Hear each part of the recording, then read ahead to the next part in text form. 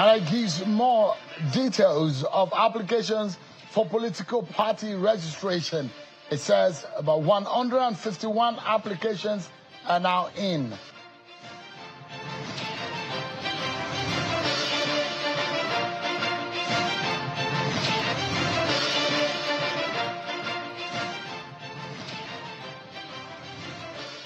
And the Peter Obi one-term promise comes under intense scrutiny as the debate over 2027 politics and elections gets more steam.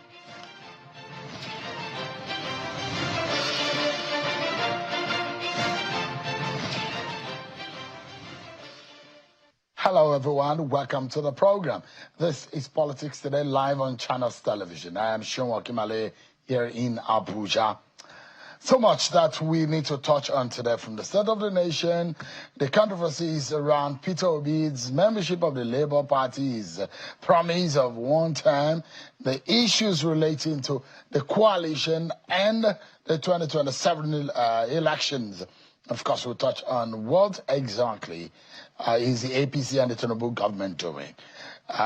What are the average Nigerian people talking about? I'll be bringing you analyses about the possibility, the political maneuverings and the permutations ahead of 2027.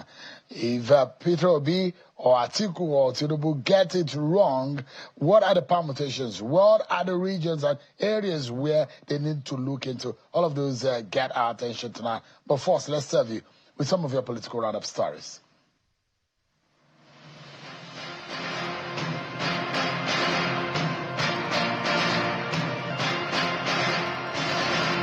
The Economic and Financial Crimes Commission has revealed plans to intensify scrutiny of the real estate sector, targeting developers and other key players as part of broader efforts to curb money laundering and financial crimes. The EFCC chairman, Mr. Ola Olukoyede, disclosed this while delivering his keynote address at a policy dialogue put together by a law firm, Law Corridor in Abuja, on the critical issues affecting Nigeria's real estate ecosystem.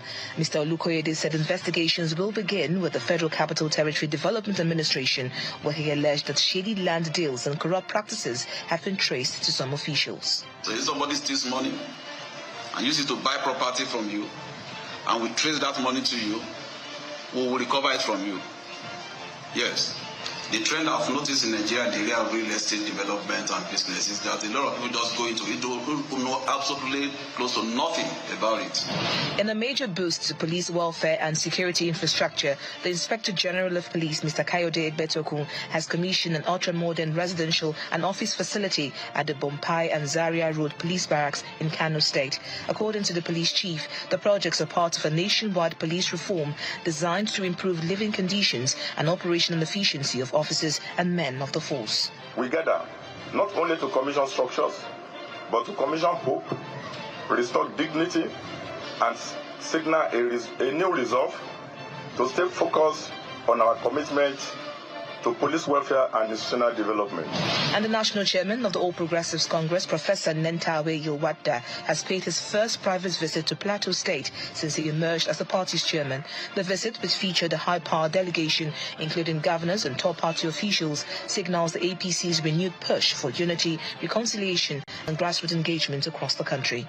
Our chairman is a good chairman, and that means a lot to our great party, because we want to strengthen the party. We want to build the party alongside democratic principles. The Gombe State chapter of the African Democratic Congress, ADC, has pledged to allocate 50% of elective positions to young people in the 2027 general elections at local, state and federal levels. At a youth and stakeholders engagement in Gombe, the party expressed confidence that more Nigerians are aligning with its vision. The party believes its grassroots-driven manifesto is winning hearts across communities and building daily momentum nationwide. To Borno State now, where the African Democratic Congress has registered its presence in Maiduguri as the main opposition party heading into the 2027 general elections. The party, according to senior members, is prepared to mobilize the grassroots to take over the state and also deliver for other elective positions. From Rivers State, the state chapter of the African Democratic Congress has announced the suspension of some senior officials of the party. This was made known in Port Harcourt during a press briefing by the ADC's State Publicity Secretary, Lucky Man Igila. The spokesperson revealed that the State Working Committee of the party party had, after an emergency meeting, agreed to suspend their deputy chairman and state auditor for breaching the party's constitution. He further confirmed they would not be taking part in the upcoming local government elections scheduled for August 30. In Ondo State, a group within the All Progressives Congress has organized a medical outreach for residents of Akure, the state capital, and its environs. According to the group, the outreach is aimed at providing healthcare delivery to people at the grassroots. This, they say, will help in complementing the efforts of the federal government in the health sector.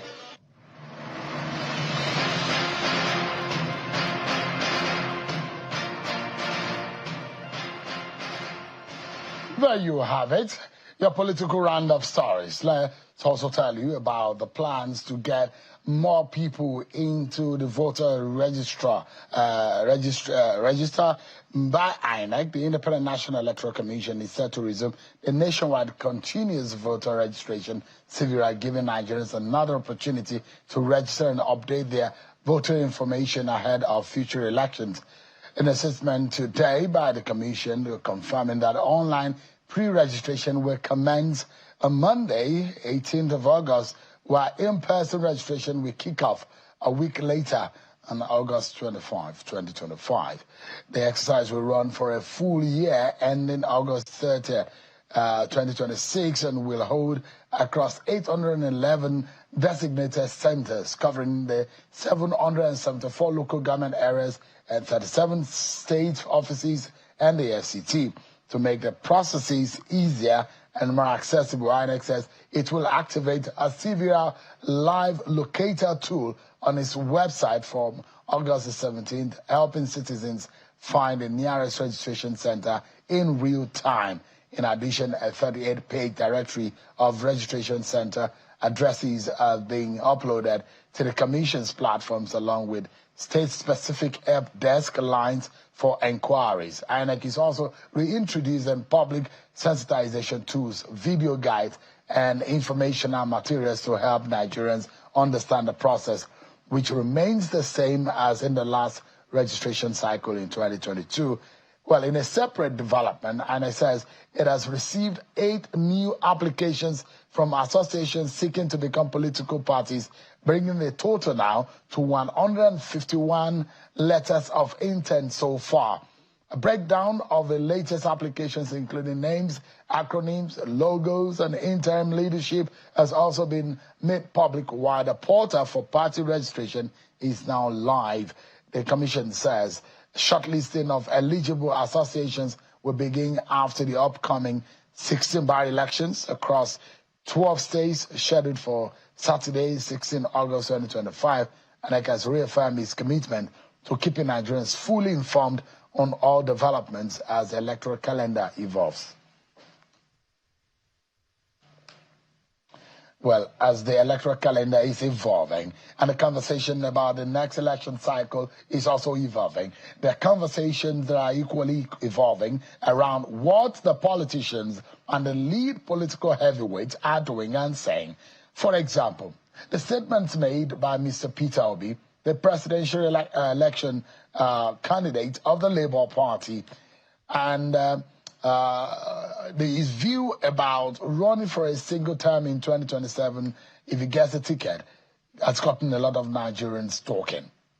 Let me perhaps remind you of what Mr. Peter Obi said in an exclusive interview with Channels Television, one of the very surprising moments where he voiced his intention that he's now going to run for more than 4 years of one single term. Take a listen to him. But all of these things you mentioned, you said you're going to do only in one single term of 4 years. 4 years is just to know what is happening to them daily. And you're not going to solve them overnight. So you don't want to spend more than 4 years as president? Completely be elected. That's it. So you can actually do all of it. You can actually. Nobody expects 100% results. They expect 100% sacrifice and effort. So we know we're driving there. So there's nobody that going anywhere is going in one day. But if we set out to go to Kaduna today, say people want to see us in Kaduna Road. If we're headed to Lagos Road, we're in the wrong direction. What is happening now is that we're telling people we're going in this direction, but we're going in that direction. I said, if you don't know where you're going, every road will lead you there. That's the confusion. All right. In all of these issues, and let me remind you about what election results were. And I'm going to be doing some more analysis for you as to the stronghold of Mr. Peter Obi, of Bola Tinubu, of Atiku Abubakar. Let me refresh your memories of what happened in 2023 as far as that elections is concerned and the results that came afterwards. So take a look at what the results look like in 2020. Of course, we know Mr. Peter Obi came third with the presidential candidate of the APC, Bola Tinubu, garnering 8.7 million votes, and Atiku Abubakar of the PDP with 6.9 million votes, and Peter Obi garnered 6.1 million votes, and NNPP's Rabiu Kwankwaso garnered 1.4 million votes. But in all of this, one thing that is very, very interesting is the vote share and the percentage, which shows a lot of competition. You see that Bola Tinubu of the APC had just about 36% of the vote share. In all of this, it showed the competition. But one thing that we perhaps need to put our minds to is, where did Peter Obi, for example, got his support from? And I will be breaking it down for you. For example, the biggest votes, or the highest number of votes that Peter Obi got, was in the North Central, where he got 1.4 million, it's in the Southeast actually, where he got 1.9 million votes, followed by North Central, 1.4 million votes. And then he got, in South-South, 1.2 million votes. Northeast, 350,000 votes. Northwest, 350,000. Southwest, he got 846,000. Southwest, actually, he got most of those votes in Lagos, in the Southwest. That means that if you look at it, the North Central, in the Southeast and South-South, that's where Peter Obi's major strength is. I'm going to show you that of Bola Tinubu, and you perhaps will understand. I'm being joined by Chief Peter John Ame, a former IPAC chairman. Thank you so much. Okay, you are Peter, isn't it? Too? Yeah, Peter Ame. There's no John. Oh, there's no John. You want to baptize Peter and John together at the same time. Chief Peter Ame, thank you so much indeed for joining us today. Yeah, thank you for having me. A lot of Nigerians are criticized and said, look, Peter Obi is not sincere. How would you say that you want to run for one term? He has constitutionally guaranteed under the law to be able to run for 8 years, 2 terms.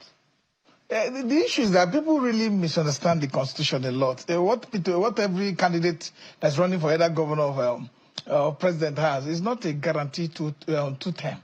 It's a guarantee 1 term of 4 years. You have the it's allowance, written in section 35, freedom. section 135, subsection 2, for you to perform for 4 years.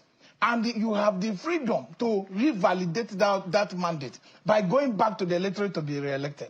But if a person, I've known Peter Obi for a very long time, and I'm saying this, I've been in the political cycle. You've known me for close for years, I've been IPAC secretary, IPAC chairman, a lot of other things. I'm not doing this politics now because I want to, be somewhere or just get salary or just participate in the government. No, I would have had this opportunity long time ago. We are looking at how to save this country. Peter Obi is somebody that has conquered greed, is moral and politically upright and disciplined. Very disciplined. How I wish many Nigerians could just be used as people who go to him so that they can get mentored. Because let me tell you, the level of way he's pushing this 1 term is sacrosanct. It's not something that has been done in the bedroom. Peter Obi will not want to lose his integrity or wants to lose his public, acceptance and appeal by just saying something, goes to the Twitter and say it, go to television, say it on your channels. These are clear statements that he's committed to participating in governance by doing the right thing. What is 4 years? 4 years is a lot of years. If you have the leader that is compassionate and committed, that sits every day, that can have the energy to go through the papers and go through the books, 4 years is a lot of years. Go and look at what is happening in Argentina. Go and look at what what is doing in Argentina. Inflation has dropped drastically. The GDP has increased. The people are having, the unemployment rate is working. In just 2 years in Argentina. It took only 2 years for President Tinubu to bring us to this level of leadership. So poor leadership. So we need to be able to understand one thing, that 2 years is a lot of years. To strengthen our institutional framework, to put up our discipline when it comes to fiscal responsibility and how we manage our resources. The most important thing you see in our government is that there's so much waste in governance and we don't prioritize our spending. So these are the character that Peter Obi has, that if he brings on board, it will be able to re-engineer how governance is operated in this country. And it's clear. Look, let's not drag this issue of one person saying 4 years. You have 365 days times 4. Is that enough to do a lot of sincerity in it? We've seen situations where politicians go with one statement, and at the end of the day, they have the right to change their minds, and they say, "Oh, the people have prevailed on me. That's what I said. That's what I want. But what will I do when people say?" And know that you must change your mind. You have to listen to the people. We've heard that over and over again. This country is very diverse. Power is not domiciled in one zone. People will see you. Young people, we must give them good example. That's why, look, I've sat with him when somebody came to him and said, he said, no. I want to be able to leave example behind for young upcoming Nigerians to see that a man can make statement, a man can commit to the statement, and a man can deliver on his statement. Because this is only a pathway to creating new generation that will not see politics from the prism of it is my turn, we must grab the ballot box, we must run away with it. These are the challenge we have. People want to forcefully be in government perpetually without even delivering for the people. What we are looking for is that he has a prototype of the plan of what kind of government he thinks he should run.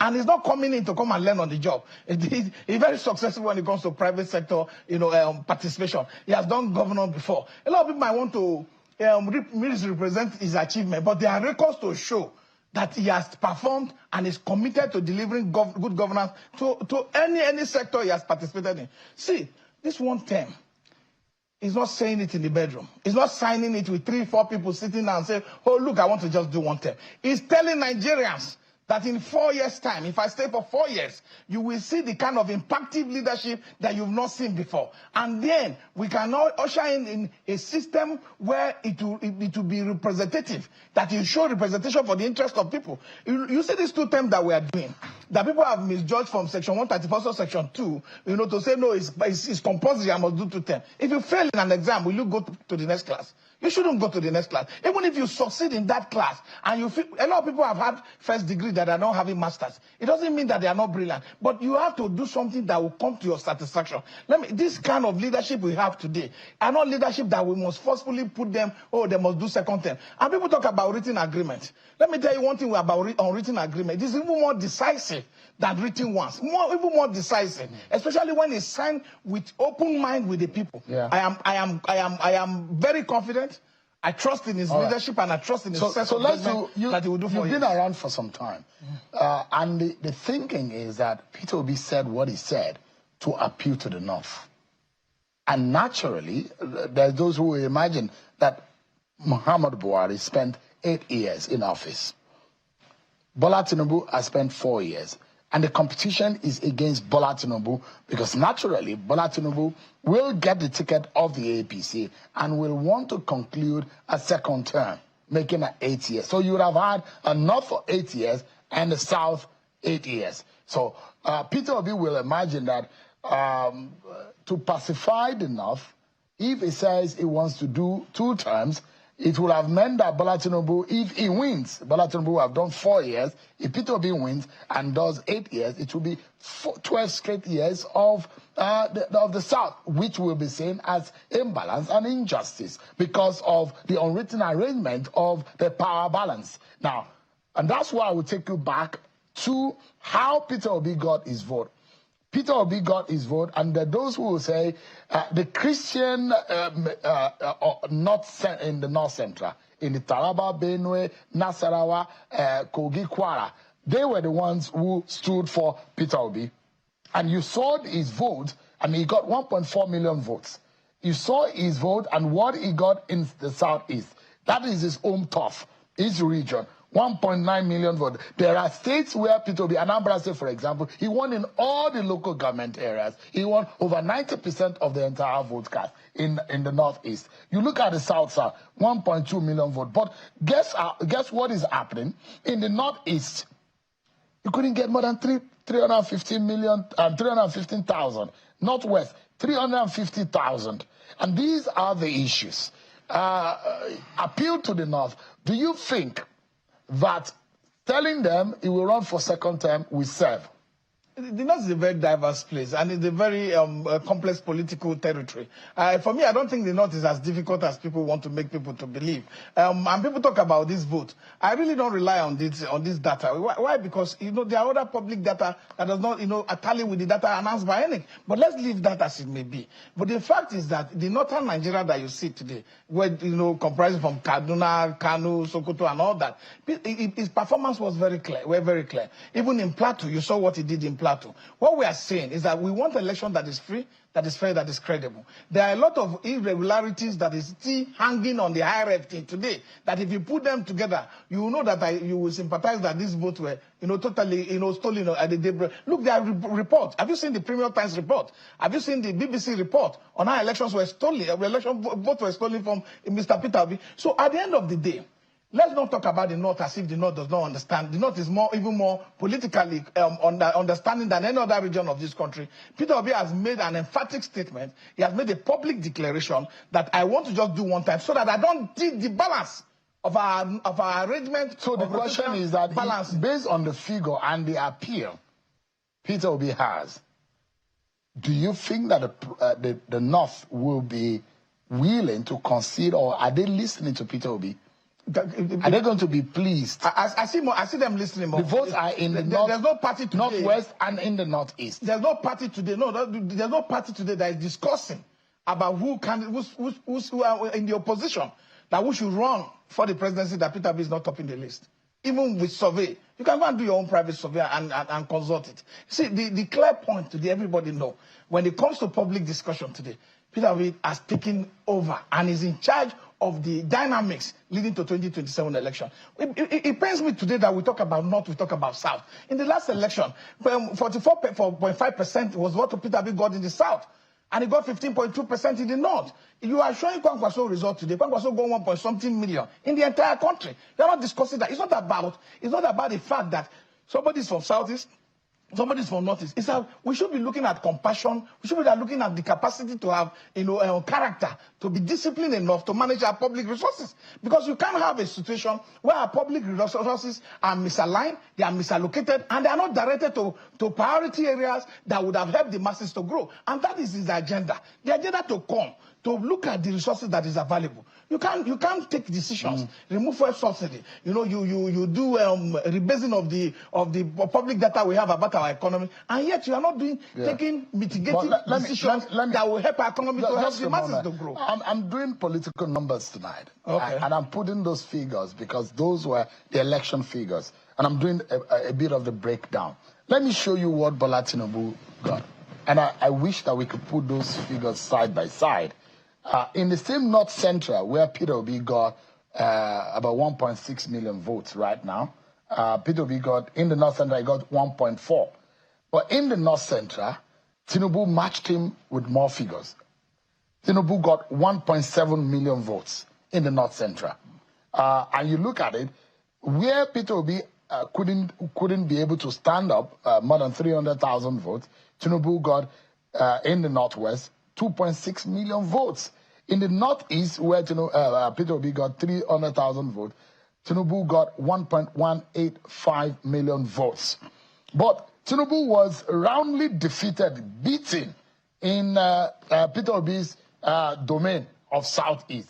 Tinubu got a paltry 127,000. That means he's very unpopular in the Southeast, although he has governors who are currently holding some state in the South. But even at that, Tinubu and the APC were roundly defeated in the Southeast. So you look at this figure. And in the Southwest, where Peter Obi also got a lot of figure, that is Tinubu's domain. That is the second highest vote by region, geopolitical zone, that Tinubu got. 2.279 million votes. That's what Tinubu. If you look at all of this, you will see that Tinubu is more acceptable in the southwest, more acceptable in the northwest, and more acceptable in the north central. And these are three critical regions where the votes emerge from. If you look at the 10 top states where the votes come from, you find them in these three regions. Let me tell you one very clear fact. The 2023 election, there were dynamics that determined this course, vote that came out from the northeast and from the northwest especially.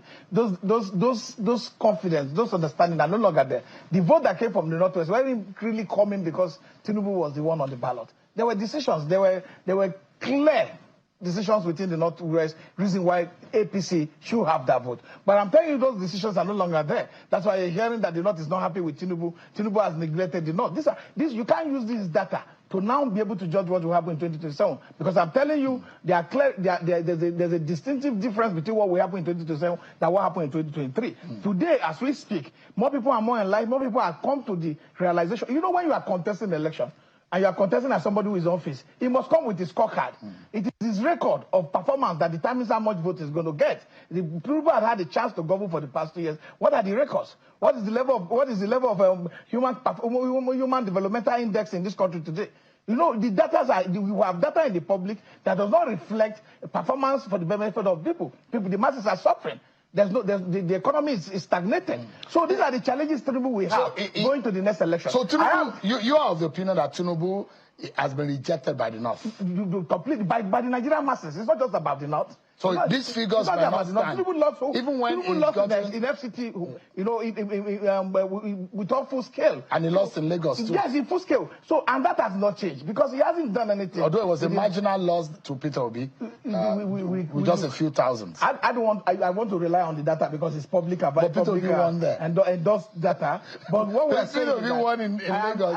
He won in FCT. Going to the next election is not going to be the same thing. And that's why you find out that the struggle to try to give appointment, try to change things, try to see whether you can catch up. You can see even the chief of staff is holding meeting with Northern House of Rep who served with him and say, please allow him to go a second time. Don't remove him because they know. Do you think that the people are not happy? Has Peter Obi made more inroads in the North because he did badly? I'm from the northern Nigeria, don't forget. Maybe you see me because I speak Yoruba, you think I'm from Ogun State. I'm from northern Nigeria. Yeah. And we know as we speak today that the current available decisions of our people favors Peter Obi. You can decide to see anything. But I know what happened in the North Central. I know what happened in some part of the Northeast. You can see that Bauchi, people weren't even allowed to vote. The videos are in public. So we are going to now challenge this all the illegal processes that was deployed in 2023 to undermine our voters, to undermine the outcome of the election. And we are going to now put up mechanisms in place that will be able to defend properly the popularity that Peter Obi has gotten and the acceptance that Peter Obi has. Is Peter Obi going to the PDP? No, the issue about PDP, the issue about ADC and LP is about issue about parties looking for a credible candidate that can deliver the election for them in 2027. So when PDP is actually cutting Peter Obi? Yes, of course, it's open. It's not even a hidden secret. This is an open secret. But we hear that Jonathan also is interested in PDP. It is Jonathan's fundamental right to run. But today, what is there, the person that has the momentum, the person that has the public appeal, the person that people feel will be able to cut down the cost of governance. What we have today is a bogus, unnecessary expenditure that government is going into that does not help our people. You can't be buying private jet for 150 billion where we have an extra 8 of it. You cannot be buying kitchen utensils. You can't be buying Cadillac for yourself. You cannot try to be buying all sorts of things that expand the cost of governance. Especially recurrent expenditure. But as of last year, our recurrent expenditure, performed 100%. But our capital expenditure was performing below 30%.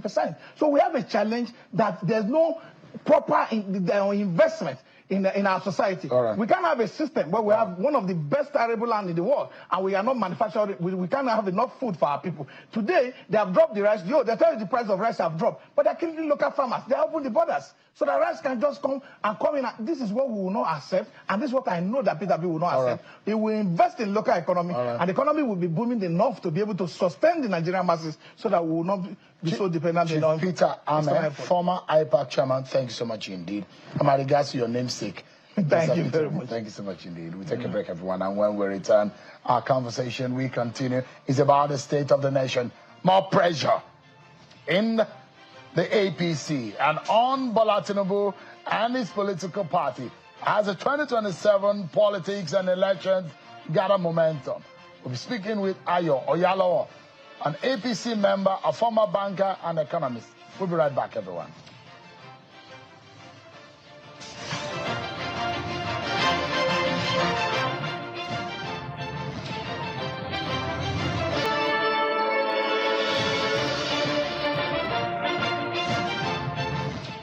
Let's focus on what is going on in the APC. The party is like in a pressure cooker right now. Eats here and there, because if you thought that 2023 was a competition of an election, wait for 2027, because the coalition is coming. And the pressure is even whether or not the promises made by the APC and Bola Tinubu, not what they did not say, what they said. For example, if I do not give you consistent power supply, do not vote for me in again. That was what the president said before the election. Can the president guarantee consistent power supply in the next 2 years? Those are the big questions, whether or not Nigerians would deem it fit to see this president to return him to power in 2027. I'm being joined by Ayo Oyalowo, an APC member, a former banker and economist. Thank you so much indeed for joining us tonight. Thank you, Sean. How are you? I'm well. There's a pressure on your party, isn't it? Pressure of performance. Well, there's always going to be pressure because we are the party in power. I don't like the moniker ruling party because we don't rule. We are the party in power. It's more of leadership than rulership. So we are the party in power. Definitely there's always going to be the pressure to perform, to ensure that we put things in place. And I need to correct something. You said something about power. I'm sure you are aware that the president has signed into law where you devolve power from the center. Are you aware? I'm sure you are aware. But not this president. No, the law was passed, but this president has now signed it into law. Because it has been in place since Buhari. Yeah. So the state can generate their power. And that's not even the only law that allows the state to. Let me finish. Now, you are the one answering the question. No, I'm just trying to put the record straight. That's why I'm also telling you that right now what the president has done is, it is clear that having one big power generation system is why we are where we are today. So to make it easier, let's devolve it so that, if you go to some other countries where they have all this power, what happens is you can generate your power and send part of it to the national grid if you can't use everything. So right now that you've devolved power, you have taken it out of the exclusive list to the concurrent list, which means states, even private sector, anybody can decide to go into the power business. So what we need to do, and this is what the government has been trying to do, is trying to remove unnecessary bottleneck through subsidy and all other things, so that power can really be generated and people can now buy power from wherever they wish to buy, whether from these current businesses or from new businesses that's going to grow from the law that has been signed into place. I love your explanation, and of course, I know that I'm an economist. You're a PhD student also, and in that sense, there's a whole lot that you will be able to explain. But in an election, you go explain. No. What you evidence say. Yeah. The evidence is what Nigerians are waiting for. Well, some of the things we said, and I'm going to... Let me put a question just around. The president said he will provide the power. The prerequisite for Nigerians to vote for him is if he provides the power. Will the power be ready in 2 years? Those who are realistic say it cannot be ready in 2 years. It is not magic. It cannot be miracle. It cannot be magic. You can't use a magic one to provide electricity. It's investment. It has to take time. Even when you put the investment, you have to wait for it.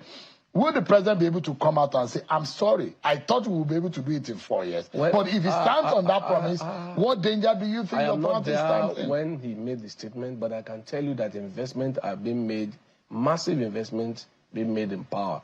Right now, we can't just close eyes and say, okay, power. There are a lot of other things that he promised, and most of them he's been doing. I remember I was in your studio when you remember the day we were having this question on our manifesto.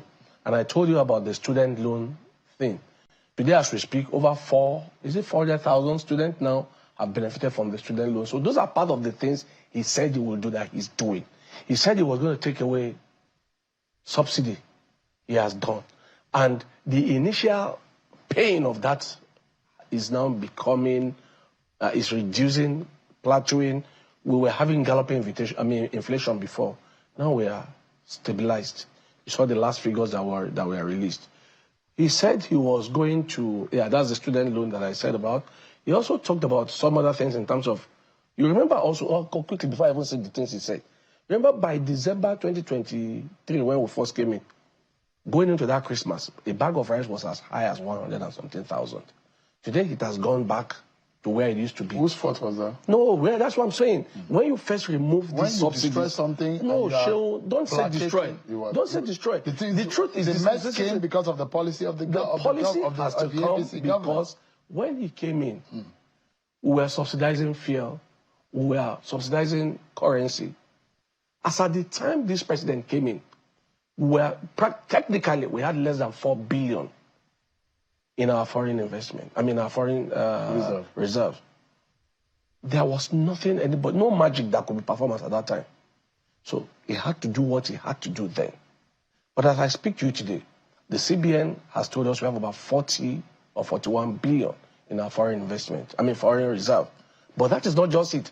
The 7 billion that was owed to airlines and some other business that were not repatriating, they couldn't repatriate their funds, so people were not going to invest in Nigeria. Everything has been paid out. In fact, when the list was released sometimes back about countries that were owing airlines and so on, Nigeria was not there. So a lot of good has happened. The problem is people decide to focus on the negative because it suits their narrative. Yeah, so because you're an economist, so I'll take you to your tough. The fundamentals are the issues. And you know that in economics, the baselines are very important. Very, very. When the fundamentals are messed up, no matter what you do, down the line, you're just going to be struggling. Yeah. And I'd like to ask you, if you are to move into a new house, would you just move your things in? Would you clean it first? Would you maybe repaint it so that when you move your things in, you will settle in? It will depend on the condition of the house, Sean. That's the question. Yeah. So the condition of Nigeria when this president took over, one will imagine that he knows because it's an APC government and APC government. And when those policies, just a moment, when those policies were made under this government, and those are the policies that threw the nation into this mess, into this economic crisis, and those figures have not gotten back to what it was before this government came back. Fantastic policies that we have seen in several areas. No denying. This country is for all of us. If this government makes a good decision, we will say it.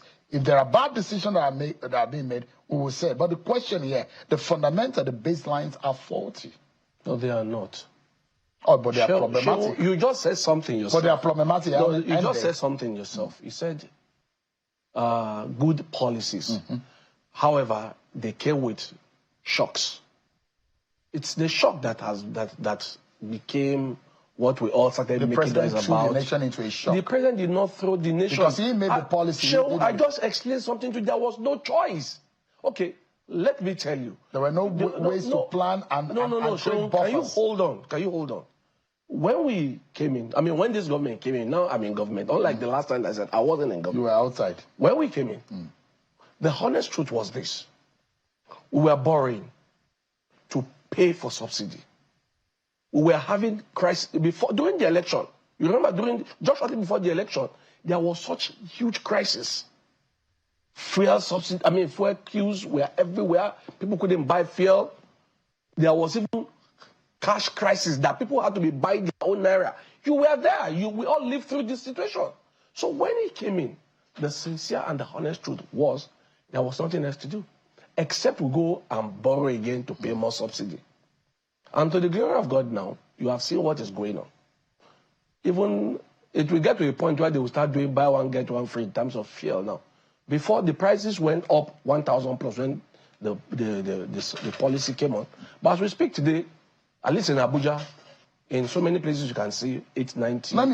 Let me now. So it tells you that the policy is bearing fruit gradually. The question here if you don't do it one day, you will still keep postponing the evil days. Well, the president asked for the job, so... No, we're not complaining. We're only explaining what happened. Because we're not complaining. The man is not complaining. You people in government will not complain because you are not the one feeling the pain. Who told you I'm not? The Nigerian people. Do you know how much I earn as look at your beards. They are looking fresher. It's always been looking like this, even better than this. Now it's grayer now because of the stress in government. Oh yeah, but the question here, you guys asked for the job. You say you can do it. You are better than Atiku. You are better than Peter. You are better than Kwankwaso. Far better. But they are saying that you are doing a bad job. Some element and some elite in the north are saying that do not come back to us. All the promises you made, you have failed us. You are so changed enough. And the anger, and I put the figures out. Is Bola Tinubu and the APC able to go back to, for example, the Northwest, where you got 2.652 million votes, the North Central, where you got 1.7 million votes, the South, the Northeast, where you got 1.185 million votes. We're going to get more in those places. Really? See, forget when elites talk, because elites are asking for something. It's a negotiation tactics for them. What you should ask yourself is, what are the people saying? The video that broke out last week was not in Obumosh or in Lagos. It was in Sokoto, where the children, I say children because they're no longer children, they are grown men and young men and women, who got their nail fund paid. Their school fees were paid and their pocket money was paid. Those are the real people. Those are the real human beings. Recently, another one, I think in Bauchi or so, students came out thanking Bola Tinubu for paying their fees. Now, the honest truth is, the policy that Nigerians are refusing to be told about by journalists, I'm not talking about you, who have decided that the only thing they are going to complain is hunger, they will not see the good part. The good part is that the people who need to be touched by some of our policies are being touched. As I speak to you today, it has not been done anywhere in Nigeria where the government say whether you are poor or you are rich, you must go to school, we will make sure you go to school. This is happening today. I'm very sure that when we talk about... You understand the dynamics of politics.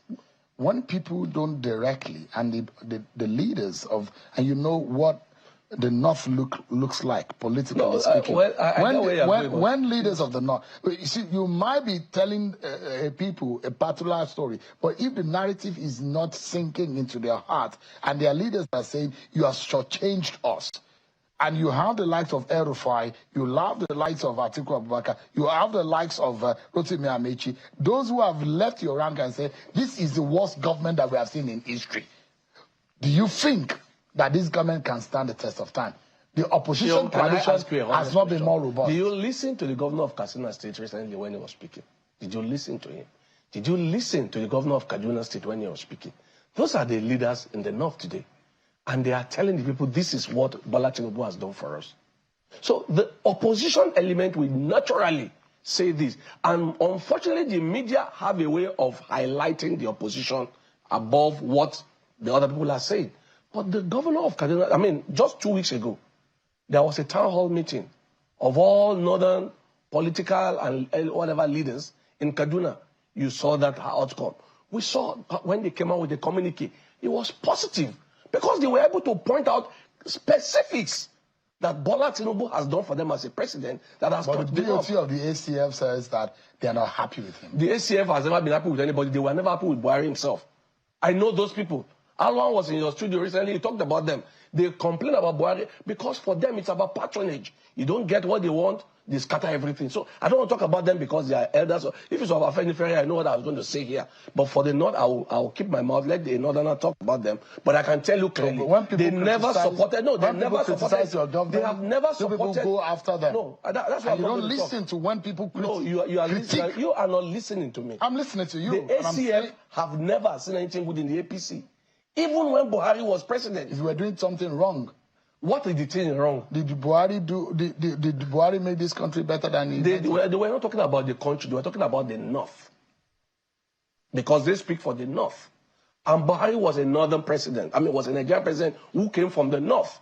Despite everything he did. Because when Buhari came in, Nigeria was about half, not even half, a whole land size, the size of Belgium, was under the captive of Boko Haram. Then that guy always released a video every 2 days, checking us. We saw it.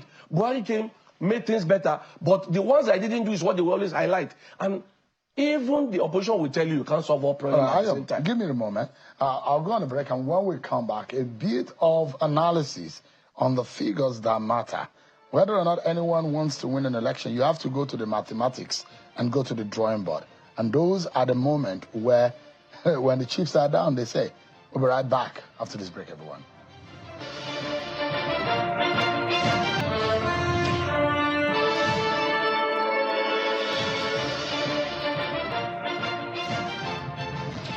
Thank you so much, everyone. Ayo Oyalo, a member of the APC, an economist and a former banker. Thank you so much, Ayo, for joining us tonight. Director of Finance and Admin, Ogunwosho River Basin Development Authority. You need to put that there. You need to pay for advertisement. No longer farmer banker. Anyway, as I was saying before you asked me, you were talking about the North. Yeah. And I was saying, look, the leadership of the North needs to ask itself a honest question. Today in Kano, we have an emirate issue. Is it Tinubu that will come and solve it? The leadership in the North needs to deal with issues. The president's job is only to bring in what you call policies and performances of those policies. It is not his job to help solve permanent problems. What he has done is he has given the local government has autonomy as we speak now. The subnationals as a state, they are having excellent, they've never had it before. Not one state has received, that is not receiving at least more than 60% of what they used to receive. Most of them are paying off their debt. That is what Tinubu has done. We need to go. You look at it. The same North that is angry with Tinubu. No, the Northern... Just a moment. They are from the North, so they are angry with him. Northwest, 2.6 million votes. And Northeast, he got 1.1 million votes. And these are the people who are angry with Tinubu. Can Tinubu survive this? Let's close on that. I just told you that Tinubu has no problem with the North. Today, the North is well represented in this government. As we speak to you today, some of the most important offices in this government is held by the North. He just appointed today again the chairman, chief executive of the NERC, that's the National Electrical Regulatory Commission, from Kano. So the North has no issue with Tinubu. The only people who have issue with Tinubu are those who didn't get what they are looking for. We are totally out of time. And Nigerians are going to get what they deserve to get. Yalawa, Executive Director of Finance at the Ogunwosho River Basin. Thank you so much indeed for your time. Thank you for having me. That's our show for tonight. Thanks so much, everyone, for watching. I'm Sean Okimale. God bless Nigeria.